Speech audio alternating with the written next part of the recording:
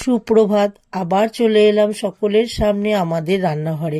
আজকে আমি তৈরি করব নিরামিষ বাঁধাকপির তরকারি। এটি তৈরি করতে লাগবে বাঁধাকপি, আলু, কড়াইশুঁটি, টমেটো, কাঁচা লঙ্কা, আদা, সর্ষের তেল, নুন, হলুদ, স্বাদমতো চিনি, জিরের গুঁড়ো, কাশ্মীরি লঙ্কার গুঁড়ো, ঘি, গরম মশলা আর ফোড়ন দেওয়ার জন্য গোটা জিরে, শুকনো লঙ্কা, তেজপাতা। প্রথমে কড়াই তেল গরম করে সর্ষের তেল দিয়ে দেবো।